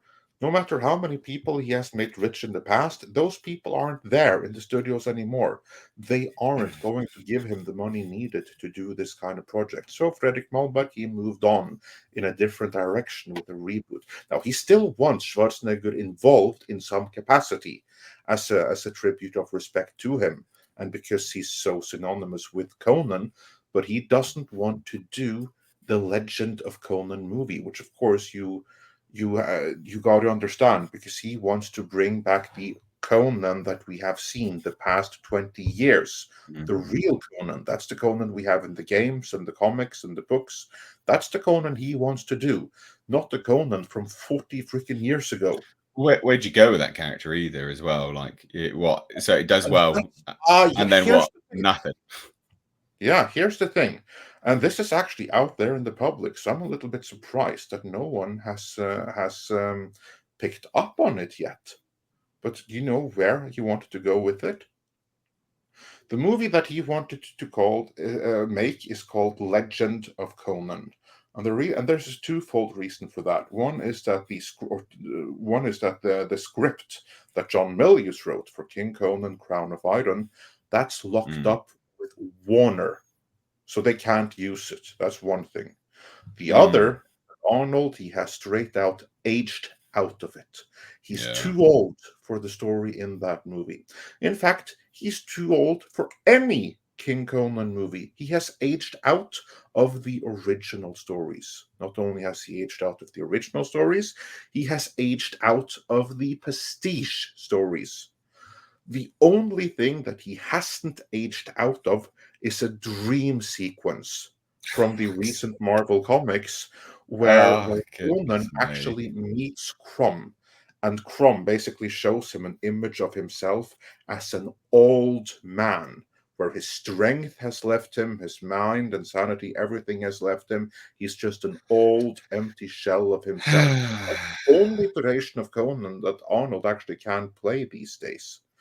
So, That's since he hilarious. can't be King Conan, that's not what Legend of Conan is about. This is what people need to understand. The movie that he's trying to pitch to you right now, Conan's Unforgiven, is not King Conan.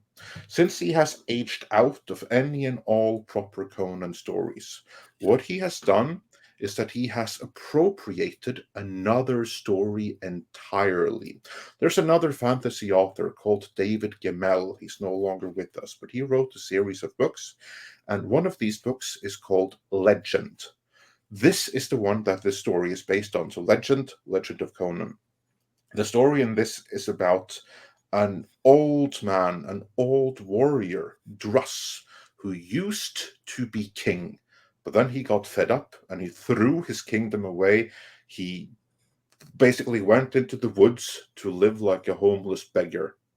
And while he did that, still the legend about him grew. This legendary king of the past, as the years went by, while he lived out in the woods and he became this old dude. And then eventually, at some point, something happens and he needs to come back to his kingdom to take care of business, now as an old, decrepit man. And then the populace sees the difference between the legend of Druss and the real man that Druss has become. This is the story that was used for Legend of Conan. And this is what Arnold equates to Unforgiven. Now, Nick, being a Star Wars fan, the story that I told that the Legend of Conan would be, does this remind you of something in Star Wars terms? It almost reminds me of the sequel trilogy. Yeah, it sounds a little bit like Luke Skywalker in The Last Jedi, doesn't it? Yeah. Yep. That's what Arnold wants to do. That's the movie he wants to make. It's Conan's Last Jedi. Yeah. They're not going to be on board with that at all.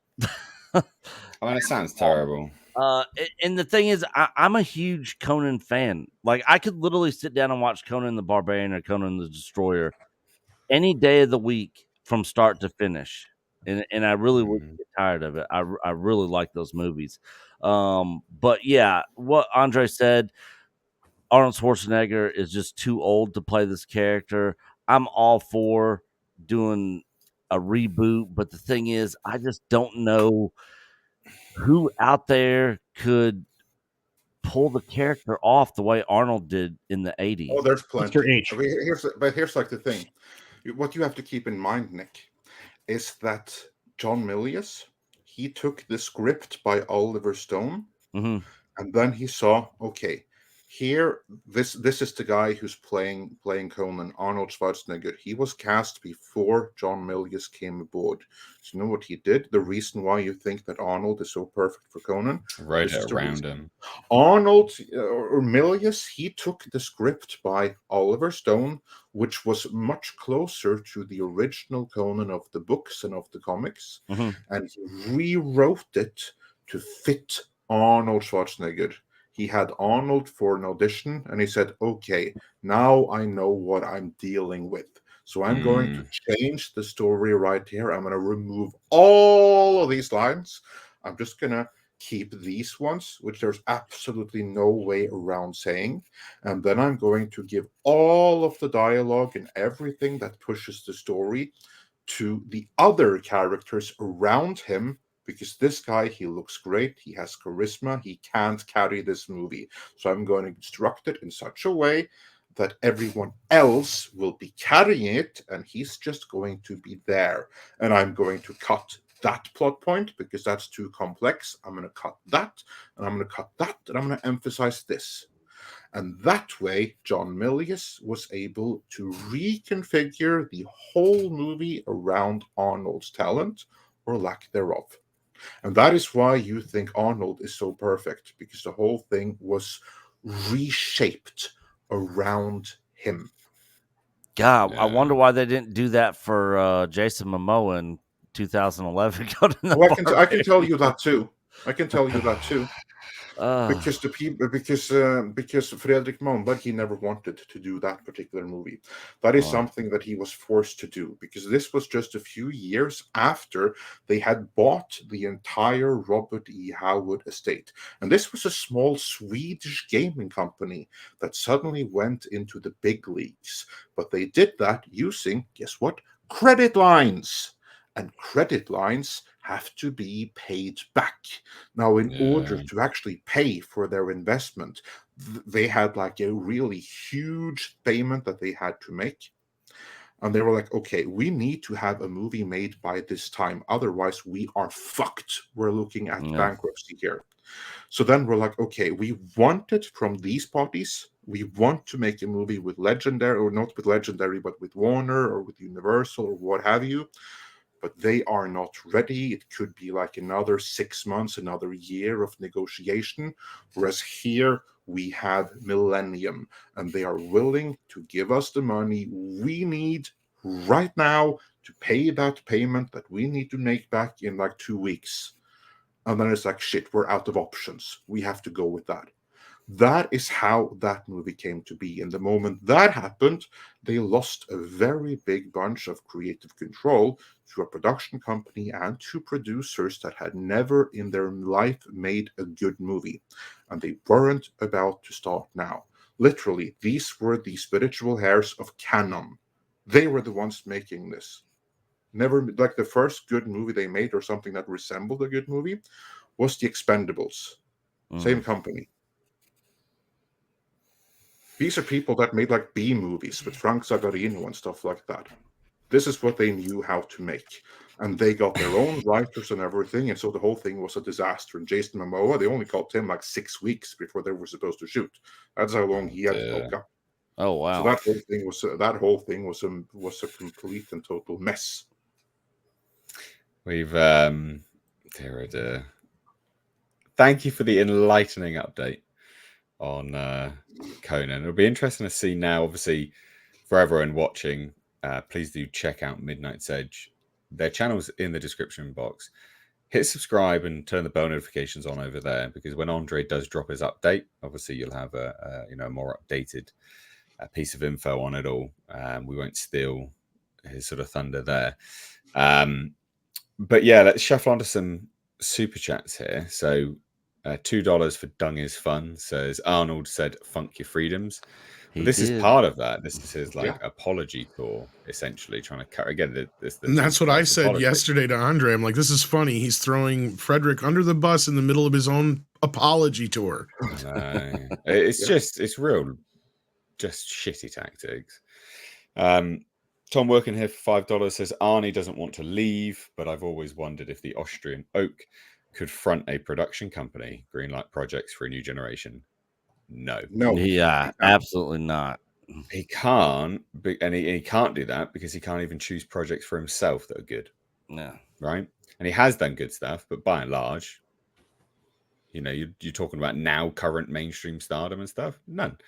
So he doesn't have that power anymore. And I don't think he doesn't have the artistic know-how to front a production company, quite frankly. I don't think so. Anyway. Yeah, he literally chose to play the character in the movie Junior, where he's a pregnant man. That came out in '94. When I saw that he was doing that, at that point I was like, all right, his career is pretty much on its way down. Yeah. I thought it was from one Jason Momoa film to another, Fast X has its reviews. The first Ugh. reviews have dropped. It's more like Now, Fast. Well, look, just as an FYI, look, I don't think anyone actually thinks this movie was going to be good. Well, it's critic proof on top of it all, yeah. But this is what I mean. I mean, this is what this movie is. Like, it's the 10th movie in the franchise. Of course, it was going to be like they are this bad now, but they are almost this bad on purpose, kind of, right? They are this bombastic, almost like 90s 2000-esque action movie, but cranked up even further on coke. Yeah. Do you know what I mean? They are just dumb for reason's sake now, and that's not necessarily a bad thing, but it's funny reading some of these reviews. Like, what do we think about the Fast and Furious franchise on a whole? Did you think this was going to do well or not? Let me know, guys. No, I never saw it. Okay. I'm seeing it in just a little bit, actually. But I'm doing it for review so people don't have to go. But look, none of these have been good. I mean, I take it back. They haven't been good in a while. The last two especially. Yeah. With one of the main appeals as part of this ensemble cast not being in this film. I mean, it may not pull the same kind of numbers, but the international audience love this. It does big overseas. It's gear prawn, right? And people like it. I mean, who cares if you launch a car into outer space? I mean, it's fine. Yeah. It's fine. But yeah, look, the critics don't really matter on this. It's going to open to 300 million. They're saying 280 million. I'm saying 300 million. And I think they underestimate how positive the reception will be in the States when this thing opens. Once again, wow. And overseas. We kill overseas. Yeah, we've been talking about how the projections don't make any sense recently in films, right? I mean, that was one of the themes of Tuesday, and they're for whatever reason they don't think this thing is going to make quite as much to open as maybe Little Mermaid or something else. So bizarre. I'm like, what are you guys thinking here? Well, again, we expected this to be shit. I mean, some of these comments, sure. However exciting Fast X's stunts and elongated action sequences are, the script is dreadful in equal parts. That's kind of the reason why you watch these movies. Fast X does have all the elements you would expect from a Fast and Furious, but sadly, the execution this time leaves this first chapter of the closing stretch a jumbled, messy, and cluttered affair. This time. Only the execution this time's bad. Goodness sake. And someone that gets it, right? As ever, the tone is pro wrestling adjacent.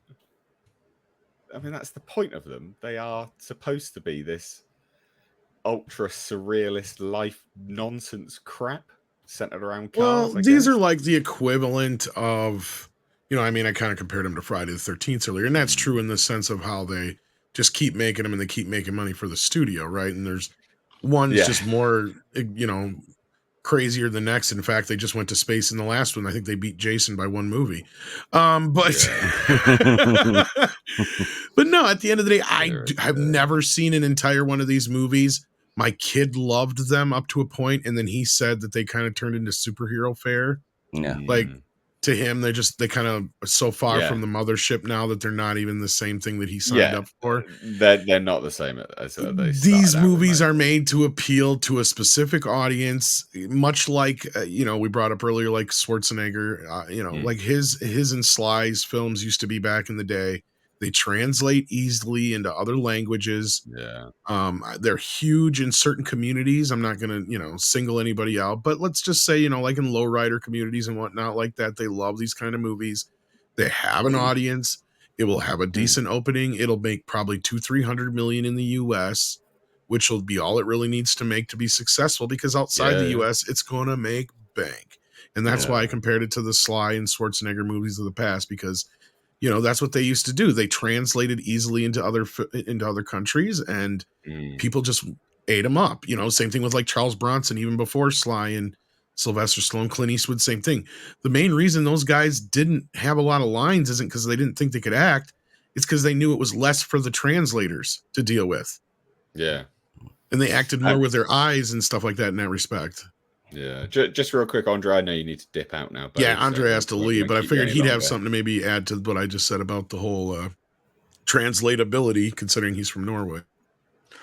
Well, as a general thing, it's a very, very simple concept. I mean, it's like fast cars, fast, sexy car, and hot chicks. That translates very, very well. Yeah, across the world. Yeah. Cops bad. Which indeed is why the franchise has done as well as it has. But I have to admit, I haven't seen a single one of them. You're not missing too much, mate. You're not missing too much. The first one was the best one. Yeah. But nice to have you on, Andre, my dude. Won't keep you any longer. We'll catch you next Thursday back on the podcast. So hopefully, if you're around. Yeah, that's the plan. Excellent. All right, my dude. Right. Take care, buddy. Good to see you, Andre. Likewise. So again, this reviewer gets it, right? While the choppy approach to Fast X is a detriment, it doesn't totally get in the way of the usual insanity that fans have come to expect and love from the series. Even when the Fast films are stuck spinning their wheels, they still have their foot firmly on the gas. The puns. The joyful glee associated with Dante only exposes this flagging franchise's bankrupt nature. You've only just got that, have you? That they're creatively bankrupt with these films. Fucking, they're 10 in, mate. They're 10 in. Goodness me. Some of the bad ones are just the most hilarious thing. I'm sure what universe Fast X exists in. I'm unsure, sorry, what universe Fast X exists in. I knew when the first film carried the sheen of an 80s cop film. I don't recognize a world where ultra secret HQs house cells with laser guns and satellite-shaped bombs, but then I'm not really a car person. Fuck's sake. Well, I don't know. I didn't recognize any of that stuff either, but yeah, never mind. I think it's the point, really. The franchise itself is showing more than just signs of wear and tear. It's getting time to pull this one into the junkyard. Oh, get ready for all the awful puns. I wonder if Grace Randolph's done a review. Can we do our weekly segment of more dumb shit Grace Randolph has said? I don't know if we can this time. God, that would be funny. So Fast X is out and Jason Momoa is yummy, but the rest of this movie is not. I don't think she's done a review, you know, because she's normally pretty on it, isn't she? She may not have got a chance to see. I don't know if they did. Well, yeah, if they would have done critic screening, I would imagine she would have. Yeah. Oh, she did. Oh, she did it. Grace Randolph's back. She loved it. Oh. Surprisingly good. The best movie in this franchise is Furious 7. And it's got she is she like did like Mario. Fucking hell. She's the worst take machine on the planet. It's because this movie's eye candy for her. Let's be real. Oh, you know, she's like all the dudes she wants to bang in one location. She is excited about this. Goodness me, this is hilarious. After some subpar and downright bad entries. Told you, Jason Momoa. Jason Momoa and Louis Leterrier bring a lot of energy to this latest installment. A very expensive Saturday morning cartoon for all ages. She hates Henry Cavill, but I don't think she's ever said anything bad about Momoa. Well, I'll give her this. She understands what it is supposed to be. That's still true. A bad take, right? It's still a bad take because it doesn't line up with any common sense and logic in terms of aligning with any other movie that she's reviewed. Fucking spaz. Anyway, this is just hilarious. More does not always mean better, as painfully demonstrated in Fast X. Wow. Like this, yeah, I know. I mean, this movie is gonna do great. They are what they are at the end of the day. I mean, I roll my eyes every time I see another one. To be fair, like another advert for them, I'm like, oh god, they made another one. Like, for goodness sake. But is what it is. You know, they make money, so. And they make big money outside of the States. I love how they've truncated it down to just Fast X now. I know. It's like Fast X. They're not even going out of their way to try. I mean, maybe they're just not quite as angry. Maybe they're less furious. Maybe they're not as furious anymore. Yeah. With age comes so- patience. Right, yeah. So we've got some super chats real quick before we get to something even more funny. So on Arnie being a producer, so no on Arnie being a producer. Okay, yeah, no, hell no. Wartooth for $5 says, I posit the notion that Tom has dementia after saying he liked the movie Junior. For fuck's sake. Tom, Joe, I had fun with it. Mate? Nah, I thought it was fun, and I like Danny DeVito. In my house, Danny DeVito was always held it with high regard. So this is a special bit of breaking news just for you, Nick. Nick, are you awake? Are you here? Nick, are you awake? Are you here? Are you ready? Are you amped? Psych yourself up. Give it to me. Come on. Give it to me. Give it to me. Disney is shutting down permanently the Galactic Star Cruiser. Surprise. Surprise. It's done. Never saw it coming. I literally called this out on a stream like freaking it was like a year ago or something. I was like, I guarantee you this thing won't last more than a year or two. Yeah, so you were right. But it was such a great idea, Nick. It was a great idea, but not how they implemented it, and not with the cost behind it. Nobody wants that sequel trilogy garbage. If they would have made it to where it was OG, and the cost of it was down and it was more affordable, I literally would have paid and gone to it. Yeah, I mean, they would have had my money. I got offered to go and do this for free. Yeah, I wouldn't even go for free, and I didn't go. Yeah, look, I'm going to say this right now, and Nick, I know you called it a long time ago, but I didn't think it was going to last. I thought it would make it till the end of this year before they shuttered it. They're going to shutter it earlier than I thought. Yeah, and it is all because, as Nick said, it wasn't the original trilogies. Yeah. They've just done that and leaned into the audience they're trying to get rid of, which is us, by the way. They're trying to get rid of us. Yeah, parents, you mean? They're going to spend eye-watering amounts taking their children to this parents, stuff. Grandparents. They alienated the two people with money, the two generations with money. And the next couple of generations are not going to give two scratches for anything that they do with Star Wars going forward, because there's no love there. And Star Wars is a generational property. And Nick, go ahead and take over, because anyway. Yeah. I mean, you're completely right. It is a generational property, and maybe one day the people who were kids when the sequel trilogy came out are going to be our age and be like, oh, so many people hated it. I love the sequel trilogy, whatever. But they don't have any money that right now. They cannot pay to afford this stupid hotel of theirs, and then the whole thing of making it like modern, with the modern singing and all that. So it's like, this is not Star Wars. This is almost more like a mix between Star Wars and Star Trek and stuff. It's just weird. And it was just very weird. The prices were outrageous. Anybody that looked at the food and drink menus on there, didn't they have like a $500 drink or something? It was like $1,000 drink or something insane like that. Yeah, it was. I can't remember the price of it. Maybe somebody in the chat knows, but I remember they did have a drink there that was like extremely expensive, as well as I think a couple dishes, food dishes that were extremely expensive. But I mean, this is like a freaking fake Star Wars hotel for like elite $5,000. Yeah, I thought it was 5,000, but I didn't want to say because I thought I might be wrong. Yeah, but yeah, $5,000 for one drink. Absolutely ridiculous. There's no way that the way they designed this thing, that it was sustainable at all. Anybody who was involved in this project should be completely fired and not ever be able to run any kind of project ever again in their entire lives. This just proves once again that these corporations don't have their finger on the pulse of the fan base that they are trying to get to support them. It's an absolute joke, and I praise that this thing is going down in flames. I'm happy to see it. I thought it would have lasted a little bit longer than this, maybe like another year. Again, I'm not surprised, and I'm happy to see this news.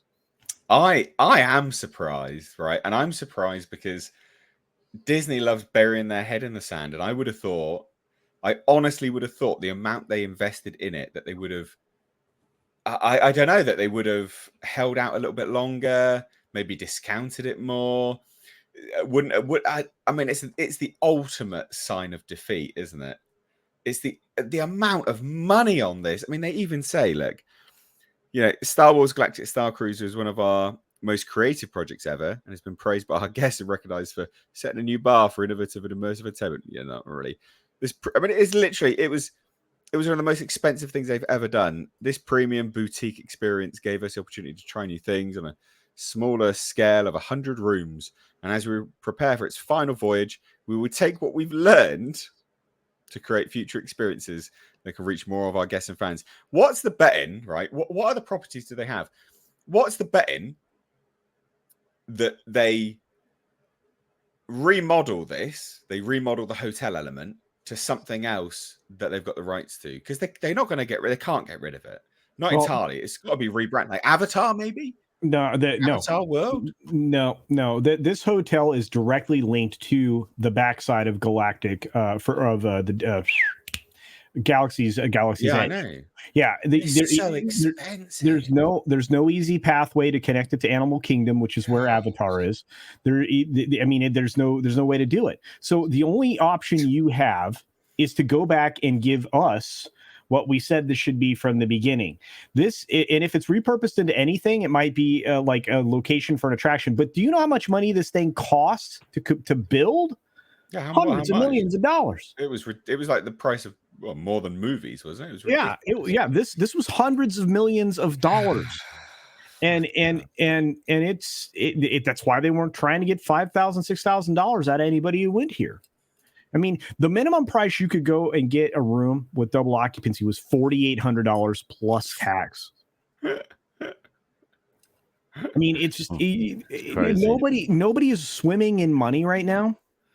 No. And if they go back and they recalibrate this experience to the original films, or even the prequels, they actually might be able to come back with a reasonable experience cost, and a lot of people could enjoy this. But there was not, very much like Disney's movies these days, there was no rewatchability for this hotel. There was no reason to return.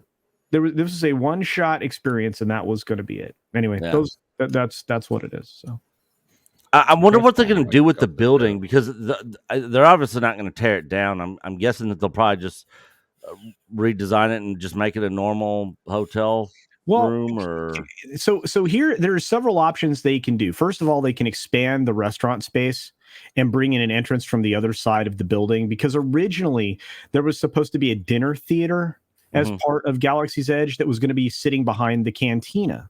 So you're supposed to be able to go into the cantina, and then and then there would be a limited experience there where you'd be kind of shuffled in and out regularly. You'd have a 20-minute, 30-minute experience there, and then you'd be shuffled into this dinner theater.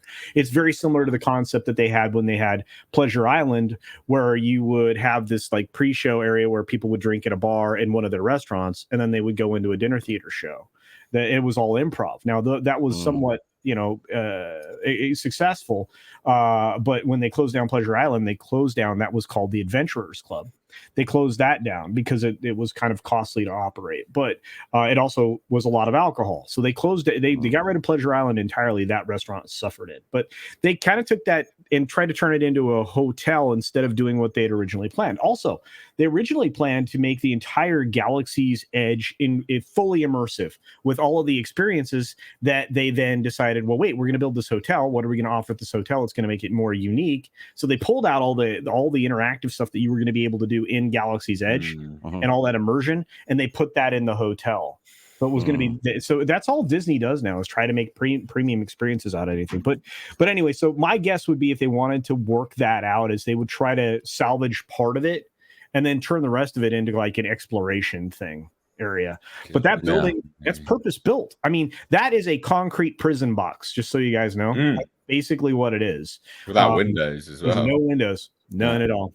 No, And the other thing is, like, when you would go there, there was a schedule that you had to keep. So you were told, like, you got to be here at this time to do this.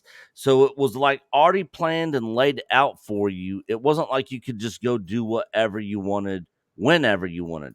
You had a schedule. Fun. That's you not know. fun. So yeah. Well, again, it's the same failure that they have with Galaxy's Edge now. Because consider this. I mean, originally, all of Galaxy's Edge was going to wrap around Star Tours. And you essentially were going to be able to travel from Tatooine to Hoth and to the Force planet. Right. The Endor moon. Right. You're going to be able to travel there. But that's kind of the way that land was actually laid out. And then they changed plans and themed it around Kathleen Kennedy's bullshit based on some dailies that KK showed to Iger and said, we can't appeal to these 50-year-olds. We have to go after this new audience. What audience? Good question. Oh, so funny. Tom, you've been very quiet here. Oh, I'm not really a person into like the park side of things, so I'm more or less just kind of listening to you guys wax. I'm not into it. I just think it's hilarious. But at the end of the day, like, yeah, duh, this was a no-brainer. If it's not original Star Wars, who gives a crap? Like, I want to go see the show with Rey and all the Resistance stuff and all that business. No, and I'm definitely not going to spend what was it, $3,000 or whatever, $4,800 or whatever, for a day or two at most. 2 days. 2 days. And that's just for that. That doesn't include your travel there, travel home, and the money you spend actually being there. Yeah. Oh, and then let me also add to that, Tom. You're also only, and it's not actually 2 full days because it's set up like a cruise. So you don't get full 48 hours of adventure. No. You get 36 hours at best. Well, what's hilarious about this is these guys keep trying to pull all this, equity and inclusion bullshit, yet they're trying to make everything so much more exclusive at Disney World. Like, if you're not somebody who has a huge income, you're not going to be able to afford to take your family to this place. Yeah. I mean, let's just put a Galactic Star Cruiser aside. One of the saddest videos I ever saw was a video of a parent trying to decide because they only had enough money to get one lightsaber. And they had 3 kids or 4 kids or whatever it was. So, of course, it was like this, it was a heartbreaking scene of them trying to say, look, we can only get one of these, right? We can only afford one. So you guys are going to have to basically share it or whatever it was. But, like, yeah, it's like, it's pretty sad. Like, you can't even take your kids to these places without taking out a loan, and who's going to want to sit through this? Like, if I've seen videos of what goes on in this Star Cruiser business, it ain't worth no $48K. No. Or $4,800, I should say. 4,800, yeah, it's not. No, it's not. And again, I mean, these cruise rooms on this cement box cruise ship were basically rip-offs of a Disney Cruise Line cruise room. They were exactly they took the exact same format floor plan of a cruise ship room and so it would be familiar, right, to people who went on Disney cruises, and they laid their rooms out that way. Include all the way to the bathrooms, all the way to the way bathrooms were designed, and then the portal window or where you would have normally a balcony, they put that big ass TV in the wall, or behind a glass partition. But yeah, I mean, it's just like it was dumb, and in the bridge command section, where you were repelling an attack. Good Lord, give me strength. I mean, it's just so cringe. Very bad. And then all the other stuff that you did, like one of the activities was in engineering. That's like basically an escape room. It's like, okay, thanks. I might pay $40 to go do this, down the street. What is this now? What a terrible decision. But they just keep losing. We got one more super chat that dropped in. Mecha J for $2 says Fast and Furious, we're all about family. We've got another one actually. Sorry, from Bird Boy. Yeah. For €10 says watching Disney going down financially brings a little satisfaction for everything that they did. Yeah. It is only fair. Force is balancing things. That's right. What they try to push is wrong, and it must stop, and it will. I agree. It does seem to be now. Yeah. So that is the end of the. My back is absolutely wrecked. Oh so no! that is the end of the. That's the end of our topics. I'm surprised you made it a full 2 hours, man. Oh mate, honestly, I'm Yeah. I'm not in good shape. I mean, I'm in good shape, but I'm not in good shape. Well, I know you weren't feeling too hot when we first started to begin with. So. Oh god, no! Thousands of calories under. I'm running on empty permanently. I'm shattered. So anyway, what have you got going on?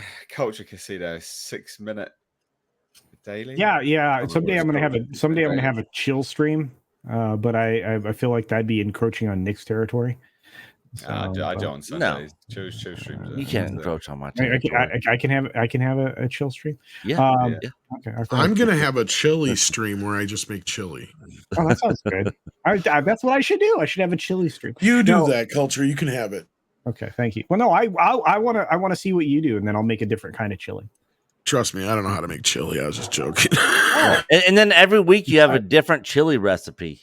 Yeah, every chili stream. Yeah, like this is how Tom makes chili. I go to the store and I buy a can of chili and I open it up and dump it in the bowl, put it in the microwave, boom. Or I go to Wendy's and buy chili or whatever. Yeah. There you go. No, I'll teach you how to make highline chili, which instead of the normal ingredients, you serve it on spaghetti. But anyway, no. Oh shit! What you got going on? Come on. Okay, sorry. I got a 6 minute daily. I got a 6 minute daily tomorrow. I didn't get to talk. And Friday pre-flight tomorrow. So and then Sunday late night, which means that he'll be fast asleep. He never shows up late. I will eventually when I'm actually eating food. When you have calories. When you have calories again. Yeah, I will. Anyway, check out my channel, guys. Yeah. What you got going on, bud? Chill stream tonight.